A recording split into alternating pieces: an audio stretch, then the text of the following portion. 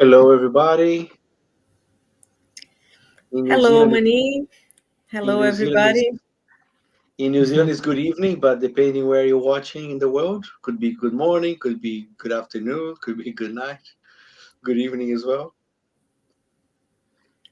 So, welcome everyone to another Allan Kardec Spiritism Group of New Zealand weekly study session or study group that we have.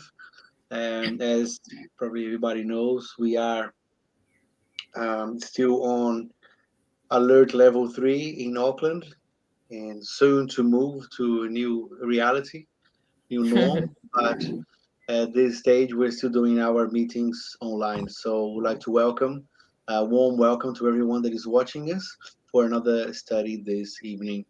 And how are you, Osuni? You good? Yes, I'm good. Is it still daylight? Even though you said good evening, I just look outside and it's still daylight. We are here in daylight savings. So that That is means correct. it's a longer day, which is really nice. Yeah, that's really good.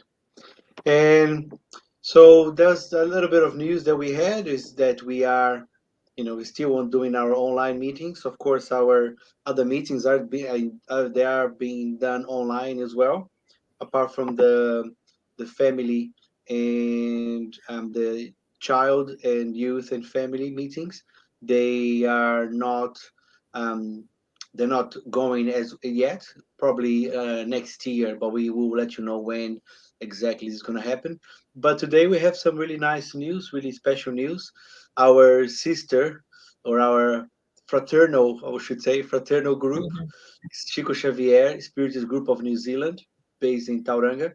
Today they are celebrating their 4th year, so they are actually having a meeting. They have a meeting the same night as us. So even though they're probably going to watch this later, but we'd like to wish them congratulations on this achievement of getting 4 years of having this little seed of light in another city in New Zealand as well.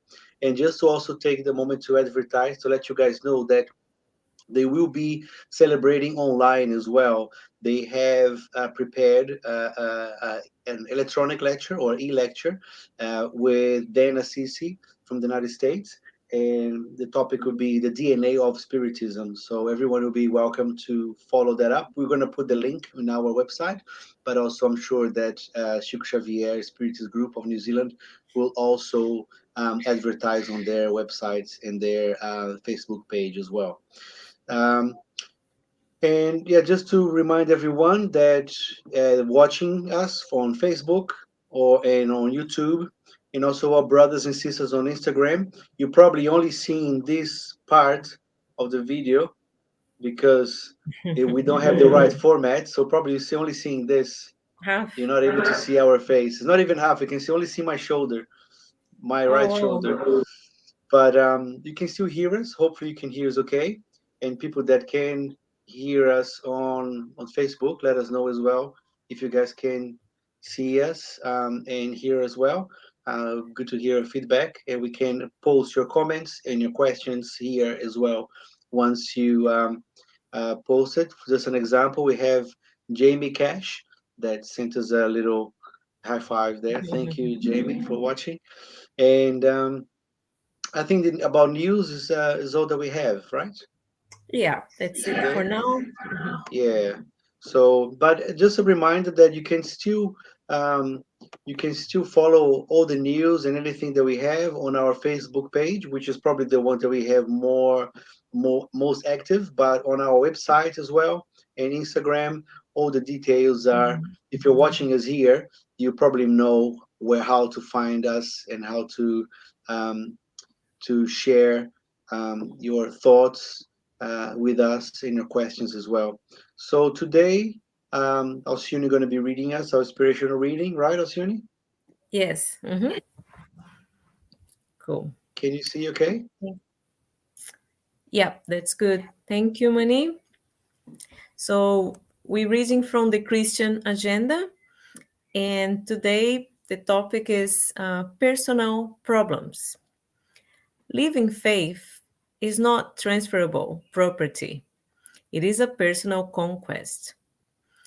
Legitimate happiness is not merchandise that can be borrowed. It is an inner realization. Grace does not descend from heaven at random. It has to be earned. The best charity is not that which is done by substitutes. We must perform it ourselves. Moral strength is not the result of others pleading for us. It comes from our own effort to take stand on the side of goodness. Steadfast hope does not dwell firmly in our hearts by mere contagion. It is the offspring of higher understanding. Real love is not born from the shadows of desire. It is a crystalline and inexhaustible fountain of the eternal spirit. True knowledge is not the achievement of but a few, it is the work of time. Paradise will never be acquired by astute bargaining. It is attainable through our good will in avoiding the purgatory or hell of our own conscience. The protection of the higher planes is a unquestionable fact for all of us who still move within the shadows. Woe to us, however, if we do not seek the blessing of enlightenment. So that's a really nice way to start the meeting with some words of wisdom, reminding us that we need to do our part in order to evolve, in order um, to to get the fruits of our efforts and of our work.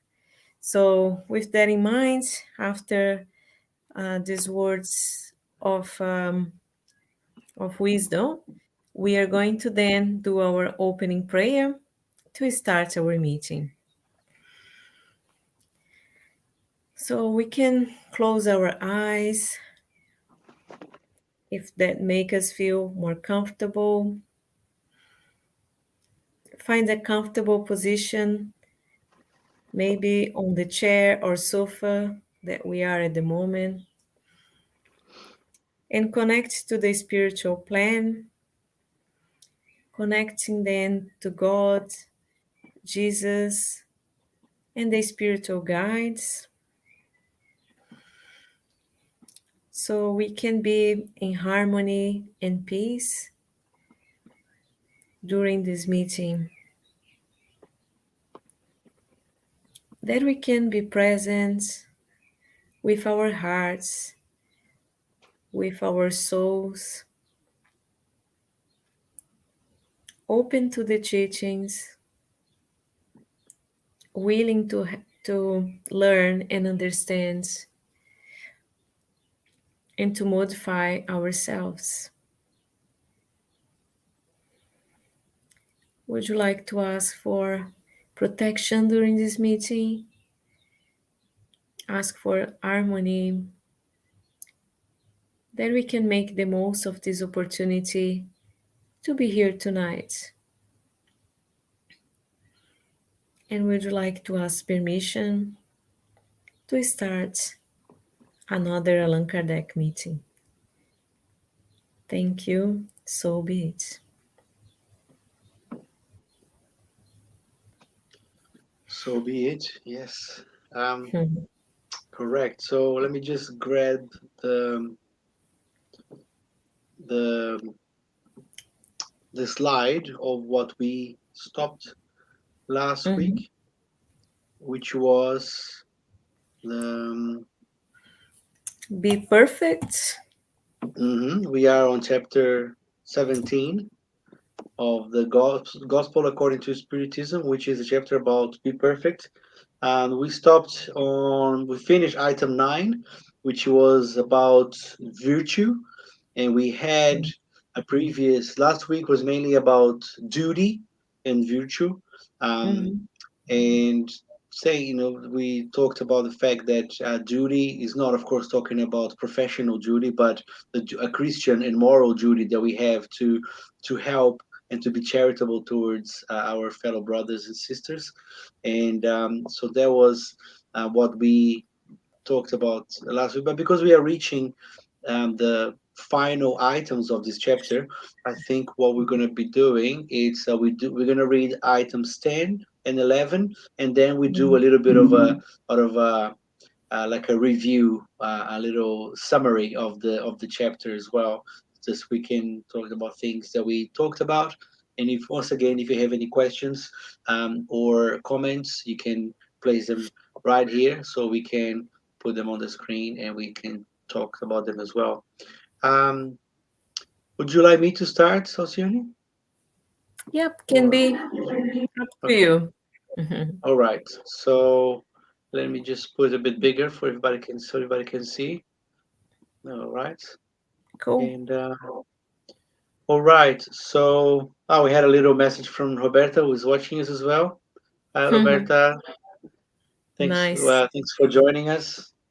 We also have friend Emanuele on Instagram as well. So once again, welcome everybody. So item number 10 is the individual in the world. The individual in the world. A sentiment of compassion must always animate the hearts of those who gather under the Lord's sight to implore the assistance of good spirits. Therefore, purify your heart. Do not let any mundane or futile thought linger in it. Lift up your spirit to those you are calling, so that finding in you the proper dispositions, they may profusely sow the seed that should germinate in your soul and produce within it the fruit of charity and justice. Therefore, do not think that in incessantly exhorting you to prayer and mental evocation, we wish you to advise you to live a mystic life that keeps you outside the laws of the society in which you have been condemned to live. No, live with the men and women of your time in the way that men and women should live. Observe the social necessities, even the frivolities of the day, but do it with a sentiment of purity which may sanctify them. You have been called to enter into contact with spirits of different natures and opposite characters. Do not clash with any of those with whom you might find yourself. Be cheerful and happy, but of the cheerfulness provided by a clear conscience, and the happiness of the heirs of heaven, counting the days that will draw them nearer to their inheritance. Virtue does not consist in assuming a stern and gloomy face, or in rejecting the pleasures that your human conditions allow. It is sufficient to report all the actions of your life to the Creator who has given such life.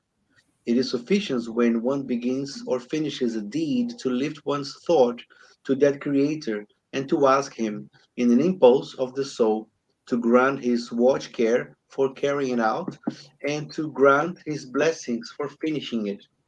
In all that you do, look to the source of all things.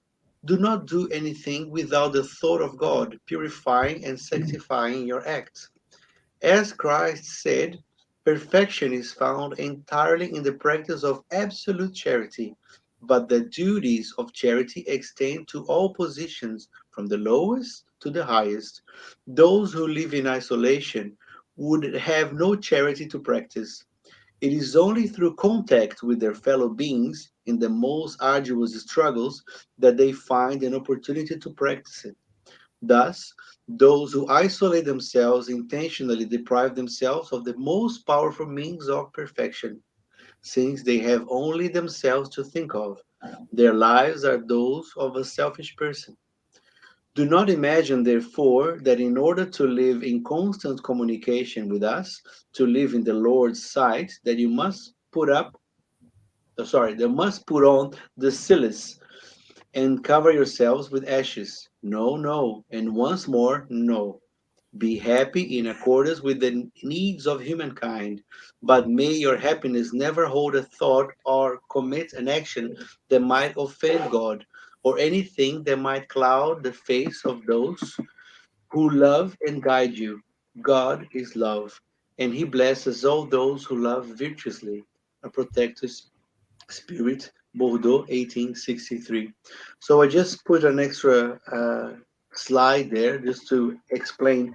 When he's talking about the number one, or it's a footnote, he says here, do not imagine, therefore, that in order to live in constant communication with us, to live in the Lord's side, that you must put on the silis. The silis is explained in this next slide, is a garment or undergarment made of coarse cloth or animal hair, a hair shirt. So meaning that it is something that is uncomfortable. So in order to be charitable, you don't need to be uncomfortable or wear something that it's uncomfortable to you. That's what he's saying. You don't need to punish yourself, like and making yourself um, live in misery, and not help other people. Or in order to help other people, you are able to live in a life where you are in a way uh, following the the lessons and the examples left by Jesus, but not in a punitive way, punishing yourself. You should be able to have what is necessary for you to live, but not to have the silis or the hair shirt. But there's so many things that we can talk about on this one, right, Oceani? Yeah, yeah, definitely. I like how it's starting by bringing up compassion. The sentiment of compassion must always animate the hearts of those who gather under the Lord's side.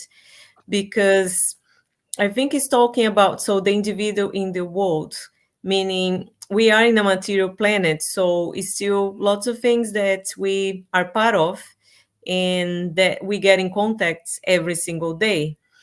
So I think it's a matter of here is talking about finding a balance between focus on our spiritual life, but also giving attention to our material life, because our material life also involves those around us, family and relationships, which is also important for our involvement. And in here it says as well that charity can't be done in isolation, so we need each other. We need others too practice the charity and also receive charity sometimes, right? We're not, as we saw, we studying Be Perfect, we are really far from perfect. So there are many things we still need to improving ourselves, and we need each other to evolve. We need people around us. And it's interesting to see that kind of idea, that we need to be in society to be able to practice charity and Mm-hmm. to practice our patience, towards one another, to practice our indulgence, to to have these obstacles in our lives, to overcome these obstacles in our lives. And we have been in this planet isolated for months, years. Yeah. It's over a year and a half, but that doesn't stop us from having the opportunity to reach out to other people. We have the means of technology. Here we are, two of us plus three more people on Facebook, and three more in Instagram, and other people in YouTube as well. We are together, and we are in a way finding a way of helping ourselves evolve. We are doing charity later on with our vibrations, with our prayers. There are works that we can do to help other people. I've just been talking to a friend who works helping out Salvation Army. They are having heaps of parcels to make, so he puts his hands up. He goes there to do this kind of work. But I'm sure that the City Mission, Red Cross, all these different charities are in need of workforce to help other people. Of course, respecting the government guidelines. This is charity is an essential work, so we are able to live our bubbles and to live our homes and help other people when we have the opportunity, of course. So I think it was quite interesting and quite very current, that idea that we need to be in society so that we can uh, make get better, ourselves. So there's quite a few things actually. It was a couple of pages, but quite a few things that are important for us to remember. Oh yeah, he's talking about, they may profoundly sow the seed that should germinate in your soul and produce within it the fruit of charity and justice. Just an evocation of what we studied in the beginning, actually in the middle of this chapter, about the parable of the sower. What kind of terrain are we letting our heart be? Is our heart full of stones? Is our heart full of weeds? Or is our heart open and fertile to grow the seed of the conscience that is God gave us as well? So it is an opportunity for us to analyze that, to see that we have uh, a role to play in this world. Thinking back of duty and virtue, that we just saw last week. If you haven't seen last week's study, you can go back and watch on Facebook or on Instagram or YouTube. It's all there. So, and we should put this into the world. Do not keep the seeds and keep the knowledge and information to ourselves, but try to spread it in a very virtuous way, not putting our supremacy. And also, I think it's interesting. I actually saw it that I put, you know. Some commas there. Live with the men and women of your time in the way that men and women should live. Observe the social necessities, even the frivolities of the day, but do it with a sentiment of purity which may sanctify them. So we live in a world where there's a lot of frivolities out there. There's a lot of people are looking only at the material things, looking at the different celebrities and the different fashion and things that we can do. But we have to live in this world. We can't isolate ourselves in our spiritist group or in our church or in our temple and think that that the only way to live correctly is ours, and we isolate ourselves. So we should be out there amongst the people. But even we are faced with these frivolities, with these ideas that society is putting out there, we have to face it with a sentiment of purity, which by doing that, maybe not accepting them, but observing them as a natural progression of the divine law without judging them, and trying to find a way of bringing that idea to the people that may not have information about the necessity of the working within ourselves and the charity as well. Do you have anything to else to point out, Oceania? Another slide Yeah, maybe that you saw? if you go to the next slide, please, Mani. Yeah, sure. Let me just go back here. Can you see that? Yes, yes, that's the one. Yeah, just that part where it says, be happy in accordance with the needs of humankind, but may your happiness never hold a thought or commit any action that might offend God. So it's okay to be happy, and we should be happy because it's opportunity for us to evolve, it's opportunity for us to learn, living in a community, having family members, having friends and people around us is an amazing gift and an opportunity that we're having as incarnated spirits here. And but we can be happy, yeah, accord with our needs of humankind, but just with that balance. So be careful to not commit or not do anything that might offend God. So that would be aware of our vices, our selfishness, our pride, jealousy, and all of those things, sentiments that we still carry. So, but because sometimes our happiness will cost some harm to other people. So that's the balance, right? And that's Yeah. how we trying to live in this planet, which is a challenge, isn't it, for all of us? But if we try to focus on the good and try to focus on the lessons of Jesus, which is our master and is our example, then we can live well with in this mankind, and then we can learn our lessons. Yeah, it's talking about challenges. I just have a little comment here by Roberta. saying that nowadays is getting more and more challenging. So much different opinions and impatience between the people. And it is correct. It is challenging. Um, but Jesus, he already came, over 2,000 years to warn us about this. And when he was in the Sermon on the Mount, when he was giving his beatitudes or blessing the people, he warned us that blessed are those who are poor in spirits because they will inherit the earth. Um, Actually, yeah, because they inherit the kingdom of heavens. Actually, that's what he said. So that is just to remind us that what he meant by being poor in spirit is to be humble. When so we find people with different opinions, not necessarily being silent and not to contradict them, not condoning if something is morally or wrong, not being like we um, like we say in Portuguese, passa a mão na cabeça, just patting them. Oh, that's okay, that's fine. You can think like that, you can act like that. No, we shouldn't condone that. We should try to show a different approach, but with kindness. Just as I was saying, with kindness, with patience, and with indulgence, accepting that the person has their views for a reason, but in a best possible way, with love, trying to bring that attention to them. And that is why I think I even underlined what I saw there, just kind of remind me to say that. Yeah. So we're just saying, be cheerful and happy, but of the cheerfulness provided by a clear conscience, not with anger, not with violence, not with condemnation, not condoning, but not condemning either.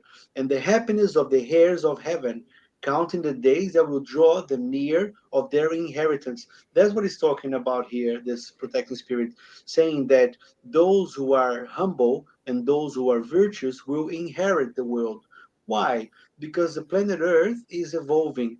As the planet Earth evolves, and it changes the frequency and the vibration of the psychosphere around the planet, those who continue to follow the path of going against the divine's law, they will be kindly and gently removed and excused from this planet to a more the one that would adapt to their behavior and adapt to their vibration and adapt to their frequency. So that's what it means when he says that happiness of the heirs of heaven, which are the ones that are poor in spirit, counting the days that will draw them near to their inheritance. So if we are poor in spirit, if we are virtuous, and we do our duty, not expecting the rewards now, because we won't be able to receive them later if you expect them now.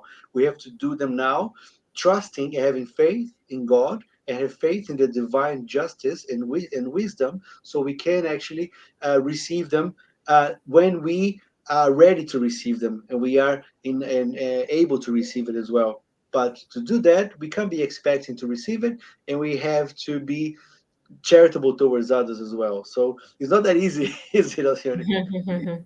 It's challenging, eh? But It's challenging. as we know, the more responsibility we have. So then we have to be more Absolutely. aware with our eyes really open and paying attention and always doing our best. Yeah, and it's all about balance. Like I was explaining this little word here, silis in English, which I don't even know in Portuguese. I forgot, but in silis or hair shirt, they say it's like I think it used to be like a garment that was made like with coarse wool, that would be inside like a vest, and that's quite uncomfortable to wear. So he's saying that we don't have to go through. Um, let's say impose harsh times in ourselves in order to be charitable, but be happy with the accordance with the needs of humanity, like he says here.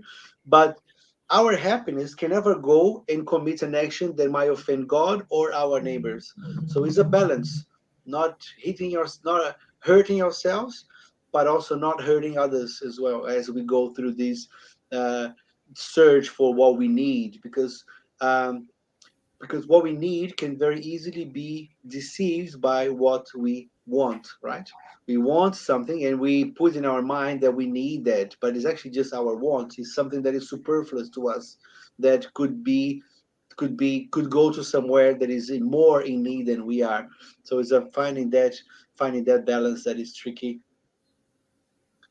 We have more people here on Instagram. Shayla, welcome. Felix as well, Mhm. welcome, and hope you guys are enjoying the Instagram, even though you can't really see us. But I will post the full video in the full screen later tonight at the Instagram videos. Okay. Do you have anything else to wrap up on this, Osuni, or shall we go to number 11? I think we can go to 11. Okay. Would you like to carry on reading for us? Yes, sure. Yeah, cool. Thank you. Caring for the body and the spirit. This moral perfection consists in the mortification of the body. In order to resolve this question, I will rely on elementary principles and will begin by demonstrating the need for caring for the body, which, according to the alternatives of healthy and infirmity, influences is in a very important way the soul, which must be regarded as a prisoner in the flesh.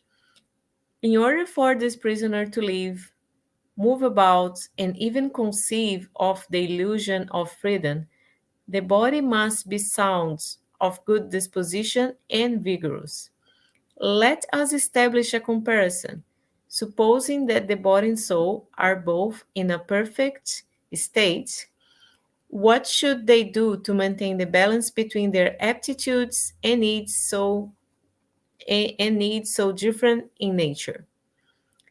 Here are two systems confront each other: that of the ascetics, who want to bring down the body, and that of the materialists, who want to bring down the soul.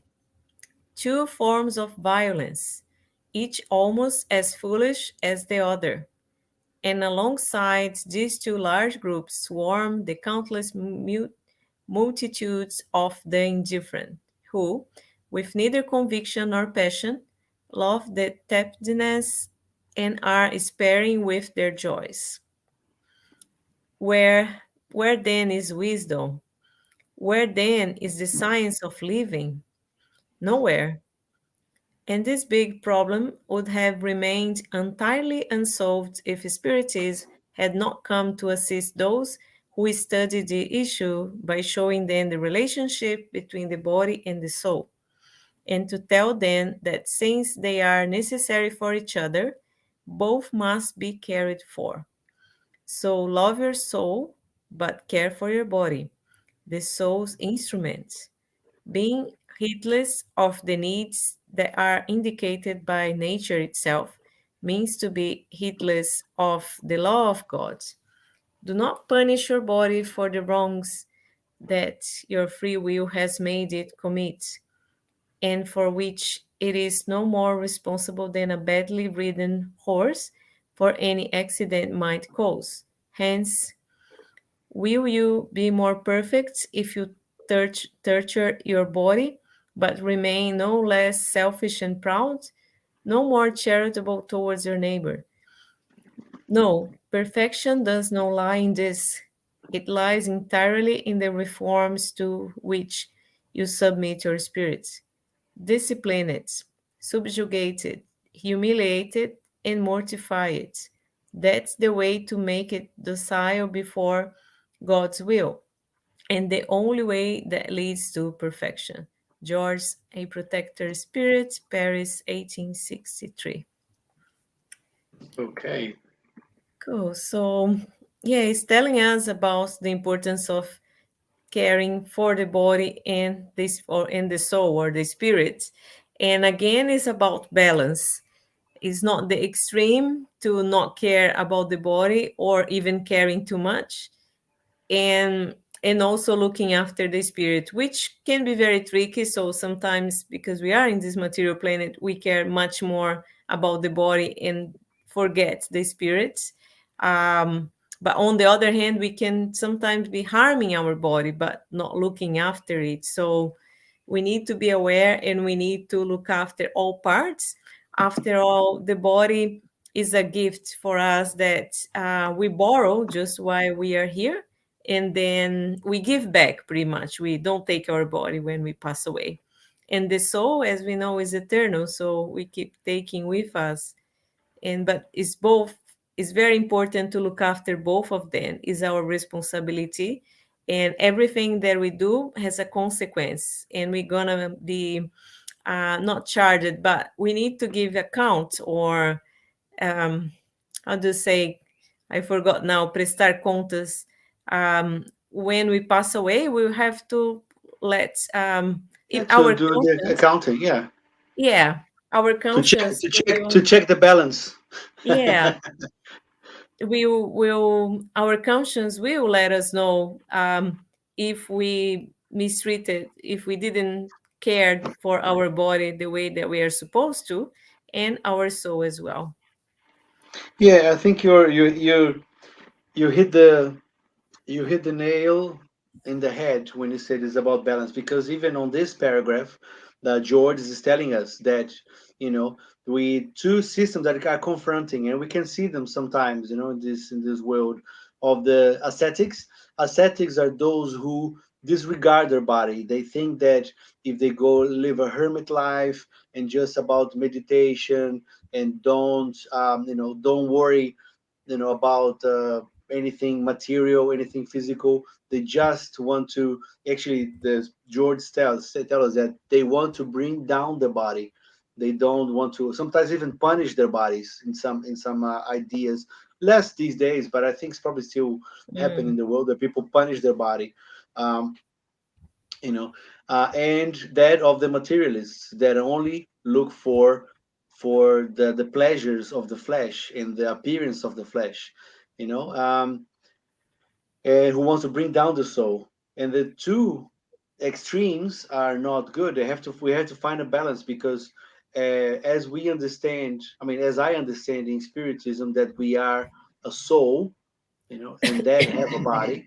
And for a lot of the materialists, they believe that we are the body, and the soul is an effect, is a consequence of our brain, of our chemicals, or our thoughts are processes in our brain. But we actually know that we are the soul, that at this temporary moment we have a body, but one will not function properly without the other, especially when we go a little bit deeper in understanding Spiritism, and understanding that between the soul and the body, there is another layer, which is the perispirit, or other people knowing as the spiritual body, but which in Spiritism we call it the perispirit, where anything that happens in the body, it get printed in this spirit. This body is a spiritual body, and that will take on the spiritual life as well. So the law of cause and effect, it happens on this as a result of what happened in our bodies as well. So that's why we can't bring the body down. We have to respect our body as a temple, even though he uses the terminology of being a prison, right? A prison mhm, for ourselves. That because in a way, I think the spirits tell us that it is a prison, because our full freedom of our original world, which is a spiritual world, they are a little bit hindered, a little bit taken away. We are not as free, and when we are incarnated, then we are not the possibilities of freedom. So that's why it says that we are temporarily imprisoned or incarnated, but yeah, but it is important for us to look after the body, because it's a gift. It's a gift that God allows us to use His body for this very short mhm. period of time in our long existence. So, as a spirit, as a soul, to work in ourselves, to work in our duty, to work in our virtues, to work towards our perfection, which is the title of this chapter, right? To be perfect. But Perfect. we're not going to be we're not going to be able to be perfect in just one reincarnation. So every time we reincarnate, we receive a body that we use as an instrument to work and to look after it. But this is not the most important thing. The most important thing is actually looking after our soul. What the benefits that I do for my body will help in the evolution and the progress and the enlightenment of my soul. Cool. There's anything else that you would like to comment on the next item, or Yeah, is I there think we anything else could that? do that summary that we talked about. Yeah, And then maybe something else will come about those two last topics yeah. of today. I'll just bring to the first slide so we can go back and have a look at the very first slide of this, because then we can see all All the the different topics. Eh? items, all the topics, all the bullet points that we went through. Okay, cool. Um, Of because the I think this chapter went quite fast, right? It's not that yeah, difficult to it's not still just make it. it's small comparing to some, right? Yeah, It's quite small comparing to some, even though very, very yeah, important. yeah. Because I mean, as we know, Allan Kardec, being a great teacher that he was, even before he engaged with the studies of Spiritism, studying the mediumistic phenomena, he was a great teacher, by Hmm. by profession. So I think everything that we talked about in this chapter is building layer upon layer, so we can actually reach to this point where we are at the moment about be perfect. So we talked about the characteristics of perfection, the moral persons, good spiritus, the parable of the sower, the spirit's teachings, which was last week, duty, virtue, and the superiors and subordinates, the individual in the world, and caring for the body and the spirit. Is there anything that you like to bring out, Oceania, or that you can Yeah, remember? yeah. I have some notes here as well to help. Sometimes my memory is Cool. not as accurate. So yeah, Yeah. in that first one, bring our attention to the love your enemies that Jesus told us, and I think start by that because that would be like the highest level of getting to that be perfect, the relative perfection. So we know that at our stage we don't fully understand how we can possibly really love our enemies, but we will get there.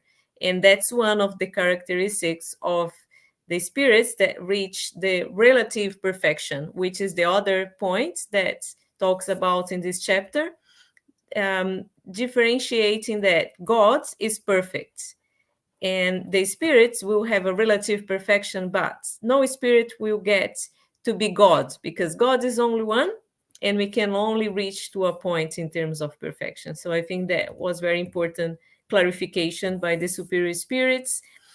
And one of the main characteristics of the perfect being or perfect to the point that is possible is the charity. So throughout this chapter, we see that going towards perfection, we need to practice charity. We need to practice the love to our brothers and sisters, and we need to work on our vices as well.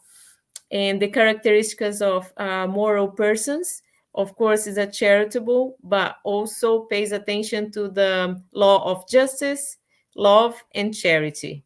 So just emphasize those laws, the divine laws, but this is very important as well. And the good spiritists are the ones that are true Christians that follow Jesus Christ. So again, if we want to be perfect, we just need to follow Jesus Christ, his actions, his teachings, and the way that he lived while he was between us. And the other point that I thought was really cool was about duty, as when he talked a little bit in the beginning, which is not the professional duty, is not the material one, is the spiritual one. But we need to learn how to love the duty because even the material ones, sometimes we find it hard to love the obligations, right? Oh, go to work, oh, clean the house, Uh, do the things. thank God it's Friday. Yeah, that famous one. So Yeah, even practicing that, the material ones, yes, we need to love how the duties, the material ones, and we reach a point when we love the spiritual ones, which is again doing charity, love one another, love our neighbors, and and the ultimate goal would be love our enemies, which was the beginning of the chapter. So that's a little summary that I can give yeah, by now for now. and I think it's interesting that we mentioned about good spirits and and to to be good Christians, because the spirits tells us Mhm. that they do tell us that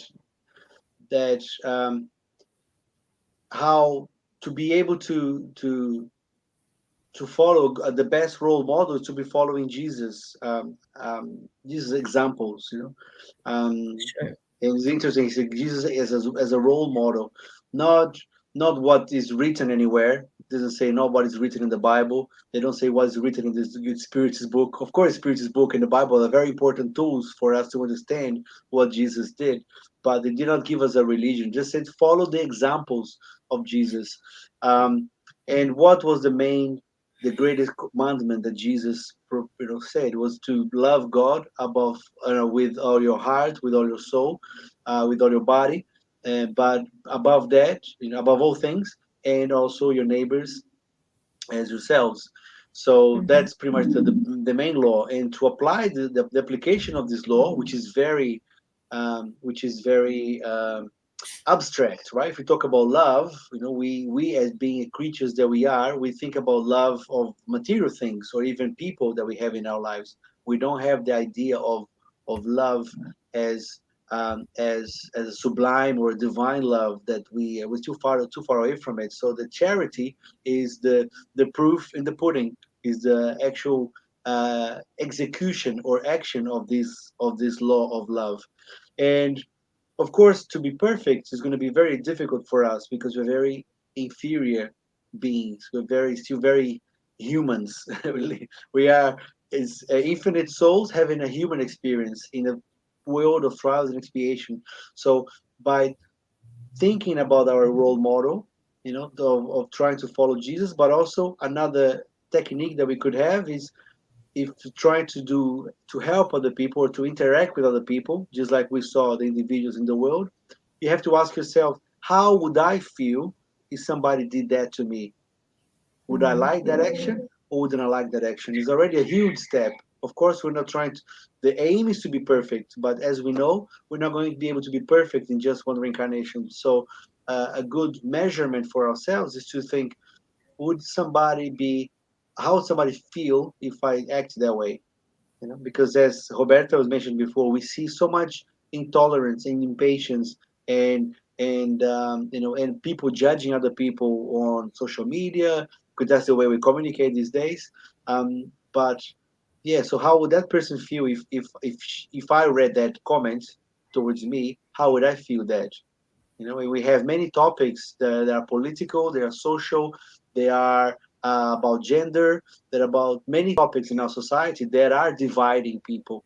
But if we look deeply, there's more things that make us equal than divide us, more unite us than divide us. We just have to look for it Mhm. and try to put ourselves into other people's shoes and see how would I feel about that. We have other people that just joined us on Instagram here, Carlos, Rafael Leite, and Katia. Welcome once again. Great to have you guys here. As I mentioned before, this Instagram is going to be later on in full extent, and you can see our faces. You can see my mustache growing for November. Yeah, and if people want to see the readings and see us as well, they could potentially jump to the Facebook because then that's the Facebook full image and if people prefer. But yeah, uh, and YouTube as well. You can go back there and leave us a like on, especially on YouTube. We need more subscribers on YouTube, so you can just go down there, and go to and just gently caress the like button. Don't hit it, just caress it lightly. yeah, Hug that notification bell. Yeah, so that'll give you do us a great favor in joining us in our different social media. Well, I think that was a good review and a good summary yeah. of this chapter. And then the next session will be starting our next Isn't it the chapter. lecture next week? Oh, Yes, it'll be or the lecture. Yeah, it is so the one lecture. after. Yeah, Yeah. so the one Mhm. after that. So in 2 weeks we come back to our study and looking at the new chapter, chapter 18. Many are called, but few are chosen. Mm, Okay. nice one. So then, yeah, very nice one. So we call you all to join next week in our lecture and also in our next study. But don't go away. We're just giving a bit of time, so I know where to cut this video into, so we can have two parts into Instagram. But now we are going into our study of the Spirit's book. If you are following us on your book, we are now on chapter book 2, chapter 7, and Mhm. we are on question 392, which talks about the forgetfulness of the past.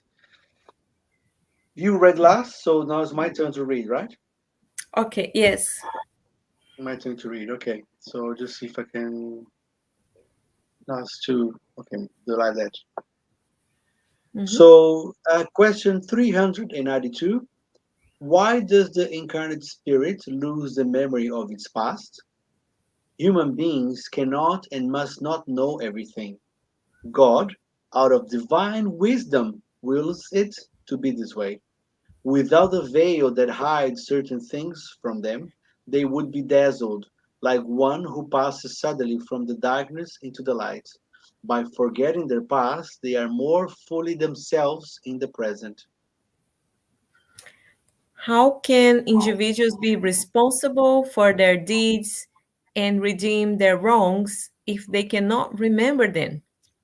How they can profit from the experience acquired in lives that have fallen into forgetness? We could understand that life's tribulations might be a lesson for them if they could remember what had caused them in the first place. But since they do not remember them at all, each existence is as it were the first, and it is thus that they are always having to start over. How can this be reconciled with the justice of God? With each existence, spirits gain more intelligence and can better distinguish between good and evil. Where would they where would their merit be if they remembered their entire past? When spirits enter their life of origin, the spirit life, their entire previous life unfolds before them. They see the wrongs they committed and which are the cause of their suffering, as well as what would have kept them from committing them in the first place. They understand the justice of the position assigned. Oh, sorry, Manny. I didn't get the end. Okay, to them. Assigned to them, and they thus, thank you, desire a new existence that can redeem the one that has elapsed. They seek trials similar to those they have already experienced, or struggles they believe will be appropriate for their advancement. They ask spirits who are of a higher order to help them in the new task that they are about to undertake, for they know that the spirit who will be given to them as their guides in that new existence will endeavor to enable them to repair the wrongs of the past by giving them a sort of intuition about them. The same intuition is the thought, the wrongful desire, which frequently assaults you and which you instinctively resist, most of the time attributing your resistance to the principles you have received from your parents. However, it is the voice of conscience speaking to you, and this voice is a memory of the past, a voice that warns you not to fall into the errors you committed previously. In that new existence, if a spirit endures its trials with courage and resists them, it evolves and will ascend in the spirit's hierarchy when it returns to be among them. Would you like to comment, or would you like to continue reading the How Kardec's? much is that? Is there more after that page? No, it's just a Just little comment by Kardec. Yeah, so maybe finish and then we can okay, talk a and little then bit. a comment. Cool, thank you. Hmm. If during our corporeal life we do not have a precise memory of what we were and of what good or evil we did in our previous lifetime. We nevertheless have an intuition of them. Hence, our instinctive tendency are a reminiscence of our past, about which our conscience, which represents the desire we have conceived to no longer commit the same wrongs, warn us that we must resist. Yes, so lots of information in there. Um, I was reading, I was thinking about the idea of, in the other reading somewhere, talks about we could be considered like prisoners in our body. But the other analogy that many spiritists does is that here is a school for us. Earth is a school. So it's like, And in another, sometimes schools yeah, feel like prisons, right? Especially in sometimes the Brazil, school, where you have big gates, and New Zealand is a bit more free, I think, but schools in Brazil can look like prisons sometimes. Yeah. yeah. But when the question about why we don't remember, so maybe it would be much better if we knew our past, so we not would commit many mistakes. But if we compare the Earth with a school, would be like going to a test, because we here doing lots of tests, trials, and having all the answers for the test. Would that be fair? Would that be just if at university or at school we went to do a test and before the test we'd see all the answers for us? What would be the merit? So even in the planet Earth, when we have Great tests, analogy. Yeah. we can study, and when we study, when we are in the spiritual plane, we study, we get ready, we get the help of the superior spirits to check what the trials we are capable to face, and we get our preparation. But here is the test. So if the answers are given to us, then we're not going to learn, we're just going to be copying some answers. So God is just, and he wants us to learn, and not us to just do because we know about our past.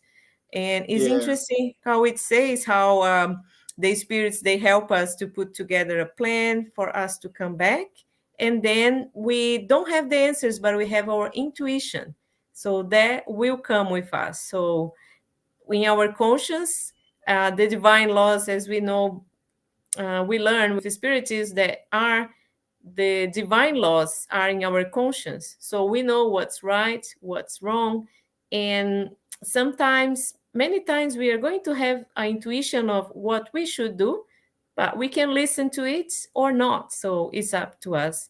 So, very interesting question, and very wise the way that things happen and how we get the opportunity to test ourselves. Sometimes we fail, sometimes we pass. So that's how it goes.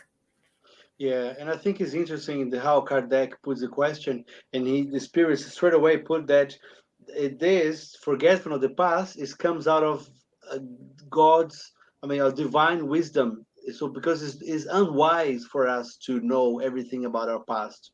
Um, Mhm. we have problems dealing with memories from this life. A lot of us have issues and we have traumas that are locked inside our psyche that we have I mean, you're the psychologist, but I'm talking about psyche. I feel a little bit out of place, Yeah, but but that's true. that's yeah.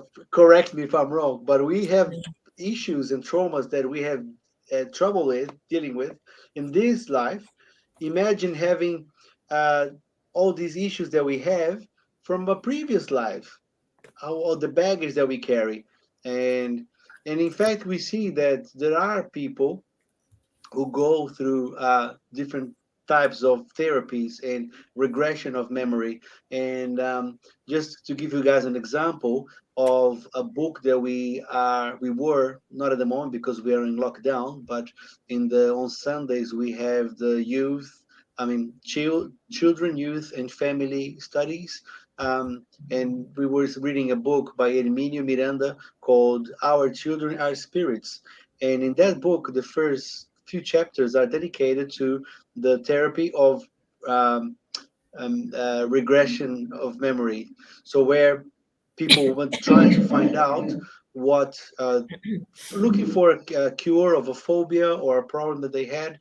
And there was a case that was studied by Dr. Helen Wombach, and a very famous psychologist that dedicated her life to that, especially from the 70s. And there was one of her clients. He was very afraid he was suffering of claustrophobia. He was afraid of very small spaces. And then they did a regression of memory, and he was able to reach the memories of a past life, where he saw that this memory came because he used to be a pirate and going around the seas and stealing treasures, and then until he was got caught, and they put him inside a trunk and threw him in the at the bottom of the ocean. So he died, he disincarnated like that. So he felt that fear of being locked inside, because that was a memory of the past. So, we do have a lot of things that come from a previous life, but they are not helpful for us. They're not helpful for this incarnation, because if we forget, it's because we need to start fresh, and we need to go through the test that we have with just controlling our inclinations, controlling our past experiences and desires to do um, uh, our inferior tendencies. So it's important for us to forget, so we can perform, and without any guilt, without any regrets, and without any knowledge of our past, and still be able to overcome these challenges. Do you have anything else to complement to that, Suni, or? Yeah, it's just that sometimes all of us we have curiosity and we want to know, oh, what did I do in the past life? Maybe I was a queen, or we always imagine like something great, isn't it? Like, oh, maybe I was Yeah. someone very important or something like that. But the reality is we can have an idea of what we did in our past lives just by checking our tendencies, because today we are better than yesterday, but we are work in progress. So if we check our vices, or if we check our tendencies, the things that we are nowadays, so how bossy am I, for example, how jealous am I, Very, how very selfish, bossy. was We just have maybe. to we just have to ask our partners how bossy are we. Exactly, yeah, that would be a good test to ask, and then we Yeah. can tell what was our level at the moment, right? What we did in the past reincarnation was something similar that we're doing now, only that we're doing better now, because we always progressing. So we always learning, but it's not that different what we did in the past life. It's not completely different. We are still the same. We are a spirit that had another a past, some past lives, and now having a new opportunity. So this curiosity is not going to bring any good to us just for the sake of knowing what we did. So the important is the present moment, right? It's not even the future, it's right now. And if we want to know how our future will be, is just checking how we're doing right now. So whatever we do now will impact in our future. So really the Yeah. only time we have is not the past or the future, is right now. Yeah, and everything, like we say, the divine wisdom, everything happens for a reason. So if we don't remember, it's because we're not supposed to remember. And as we progress, as we're going to see in the next question, we are going to be allowed. The less more attached we are to the material things, the more um, access we have to the spiritual things as well. So I think this we can be finishing in this next question, because it's quite a long one, 394, and then. And Okay. I can read this one because you read last one. Okay, cool. So 394. Our worlds, own worlds more advanced than ours, where beings are not subject to all our physical needs and infirmities, do they understand that they are happier than we are? Happiness in general is relative. We feel it by comparing it with a less happy state. In some of those worlds though better than ours, have not yet reached the state of perfection, and their inhabitants must have their own annoyances. Even though the wealthy among us do not suffer the anxieties of material needs like the poor, they are no less subject to the same types of tribulations that embitter their lives.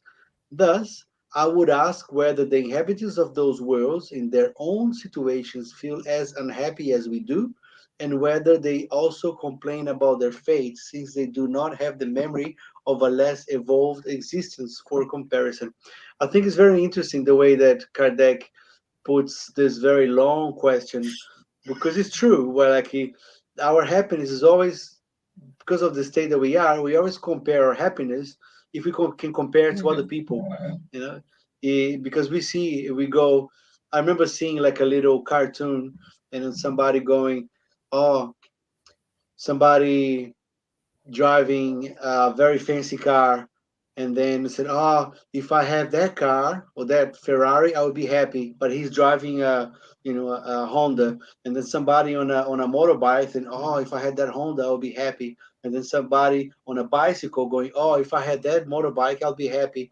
And then somebody walking, "Oh, if I had a bicycle, I would be happy." He must be really happy. And then somebody with amputee going, "Oh, if I could have two legs, I would be happy." So we're always comparing and looking for our happiness, comparing to other people. So he's looking at before he puts his question, asking if people in more evolved worlds they're more happy with their situation or they're still unhappy like us in this planet. I think it's quite interesting how he placed that question. So the answer is coming right up, which is two different answers apply to this question. There are worlds among those you are speaking about on which the inhabitants have a clear and exact memory of their past lives. You should understand that these can and do know how to appreciate that happiness that God permits them to enjoy. However, there are other worlds whose inhabitants, situated, as you say, in better condition than yours, are no less subject to great annoyances and even misfortunes. They do not appreciate their happiness because they do not remember an even unhappier state. Nevertheless, if they do not appreciate it as incarnates, they will as spirits. In the forgetfulness of past experiences, especially when they were painful, is there not something providential where the divine wisdom is revealed? It is on the more highly evolved worlds when the memory of unhappy lives is nothing more than a bad dream that the memory of such lives resurfaces. On less evolved worlds, however, would present misfortunes not be increased by the memory of everything that had been endured in the past? Therefore, we conclude that everything that God has made is well made, and that it is not our place to criticize the divine works and say how God ought to have regulated the universe. The remembrance of our former personalities would entail serious inconveniences. In certain cases, it could cause us a great deal of humiliation. In others, it could exalt our pride and so hinder our free will. God has given us just what is necessary and sufficient for us to improve ourselves. The voice of conscience in our instinctive tendencies keeping us from what could harm us. We would further add that if we had the remembrance of our own former personal acts, we would also be able to remember those of other people, and such knowledge could have the most unpleasant effects on our social relationships.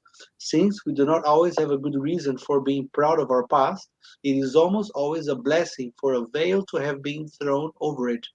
This concurs perfectly with the doctrine of the spirits regarding worlds that are more evolved than ours. On those worlds where nothing reigns except the good, there is nothing painful about remembering the past. That is why previous lifetimes are frequently remembered as easily as we remember what we did yesterday. As for the sojourn that one may have had on less evolved worlds, the memory of it is nothing more than a bad dream, as we have stated. Wow, very long answer. It's a very well placed question, but very long answer. So yeah, I think it's clear that as we evolved and as we grow up spiritually, we start to worry less about, about the things that happened in the past because we can understand that they were stepping stones for our involvement in our took us to where we are or where we will be. If you are more evolved, we had to go through all these different stages and be unhappy and being and going through this experience to become. And once we overcome them, they are no longer painful for that memory. It's more like I was saying, like I mentioned, a bad dream. So we still have a long way to go climbing this spiritual ladder in our spiritual life. Mhm. Yeah, as you were reading, Mani, just came another analogy. Today I'm having those analogies. That it says on the more evolved, advanced worlds, then people, the spirits are able to remember easily their reincarnation because they are more Mm, prepared, they understand more, and they are more evolved. It's the same in our journey as spirits here, like kids or babies, for example. They can't remember what happened when they were babies and even toddler, depending on the age. And that happens, psychology explained that happens because the cognitive defenses and the understanding of the baby is still forming. So it would be very damaging for kids to actually, as adults, remember some of the difficulties that they had, because sometimes when the mother would not be close to the kid would think that the mother went away and that they don't have the protection anymore, that food is not coming anymore. So can be lots of traumatizing experience as a normal baby that they can feel. But when we become adults, we don't remember those situations because that would be no good for us. So it's the same, right? We still like kids and babies. We still like very young in our journey as a spirit. So we're not prepared to remember everything that went through with us while we are incarnated. Of course, when we pass away, depending on the necessity and the need, we're going to remember. But I think it's similar what happens with us when we are here incarnated. So things only happen when we are prepared. Things only happen for our own goods and not because we want things to happen. And that could be very damaging for us. So again, it's God's justice and God's wisdom that yeah, protects us. absolutely. So we are now going through our last stages of our meeting, and once again, thanking everyone for being part of this meeting, where we have a few people participating and watching us, and also those who will watch this at the later stage. Um, yeah, so just a reminder that next week we'll have our lecture of the in Portuguese? Portuguese, right? Yeah, Yes, in Portuguese. In Carol. Portuguese by Carol. Yeah, Carol will be doing the lecture in Portuguese. Hmm. Um, and this will be available on Instagram in the correct format later on tonight. And I think that's all we have to go through. Just to remind everyone to that we're now going to our next stage, which will be our vibration on our prayer for our brothers and sisters in need. If you have a little glass of water, you can leave that close by, because as you know, these spiritual friends are able to put good fluids and magnetize the water that we're about to drink, and then we do the final prayer as well. So it's going to be sharing this beautiful image of the night sky down in Queenstown, and asking everyone to, if they like, to close their eyes and focus in their breathing and controlling, then inhaling very slowly and very deeply, holding the oxygen inside, replenishing the oxygen in your body, in your brain, and breathing out. And once again, breathing in again, calming ourselves, calming our thoughts, our heartbeats, and giving ourselves to this moment, to the present, trying to forget the issues, the challenges, the problems we go through in our daily lives, and opening our hearts, our minds to this very special moment where we put into practice a little bit of what we study, being charitable through the active action of prayer. As we know, we can join forces with our spiritual friends that are here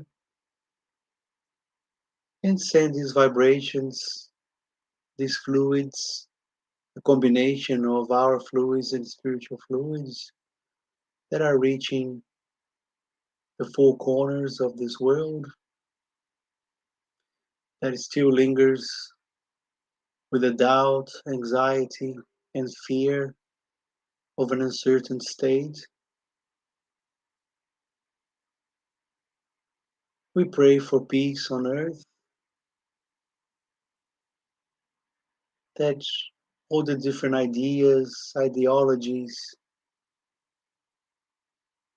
from a social point of view, political point of view, religious point of view, can be put aside.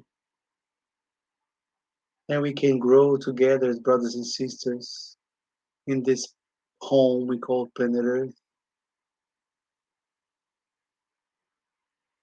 More specifically now, we'd like to pray for those who are going through treatments of COVID, but also other diseases whose treatments have to be put on hold. Our health systems that are failing, struggling with many people in need. Let's pray for them. We also pray for those who are suffering with anxiety, depression, bipolar,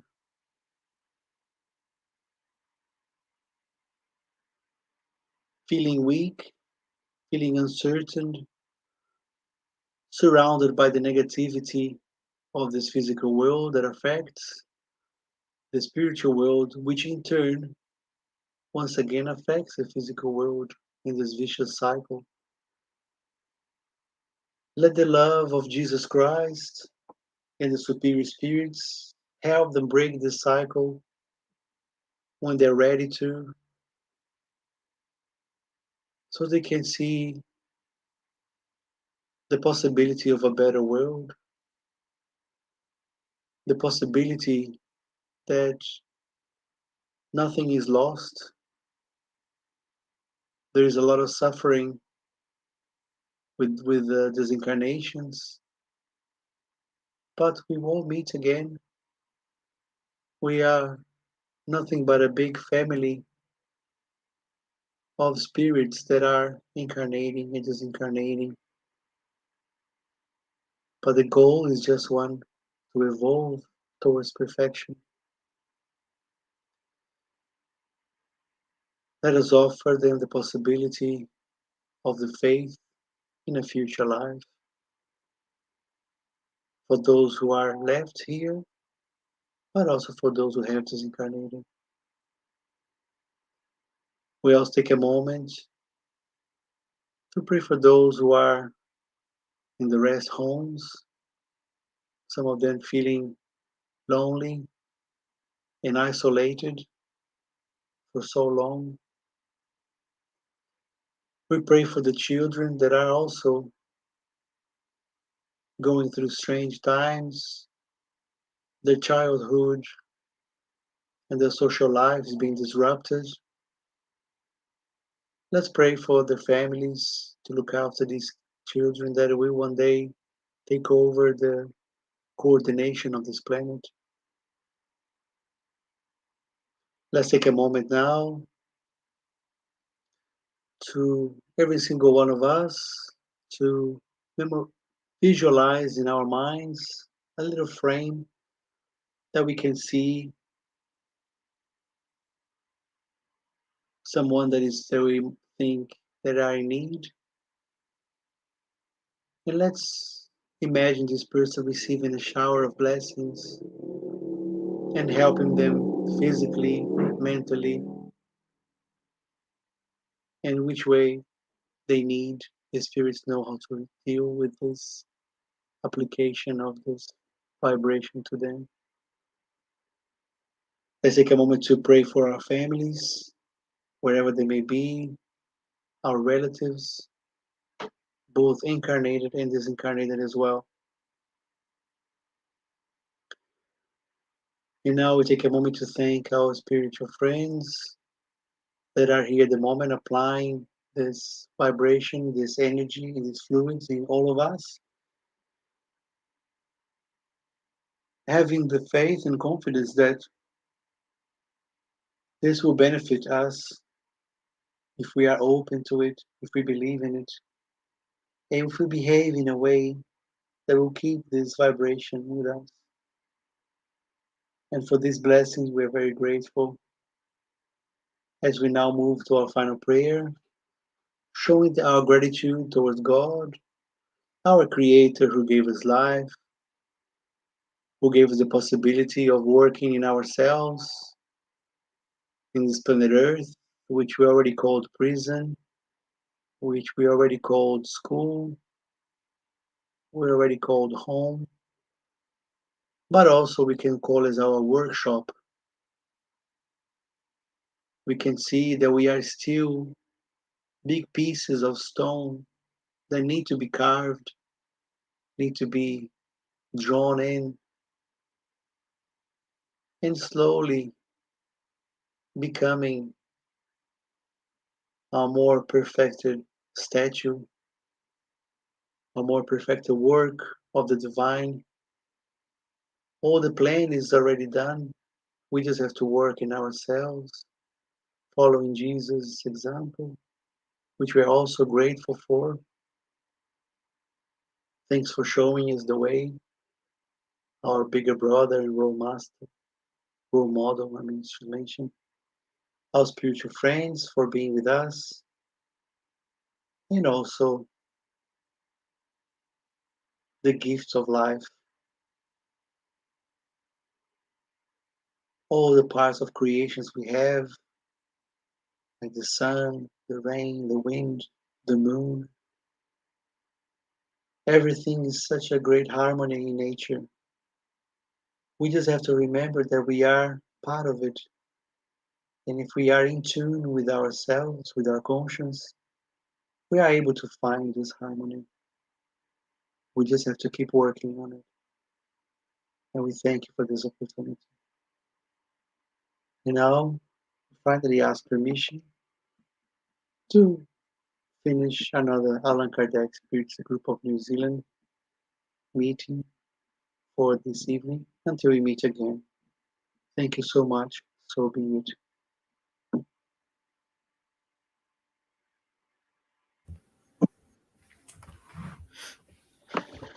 All right. So once again, thanks everybody for being with us, and we will see you guys next time, next week, with another lecture. Yeah, thank you guys. It was a really good night of study or day of studying, depending when you're watching it. Thank you for being with us, and we see you soon next time. Have a good Okay. night. Bye bye. Bye.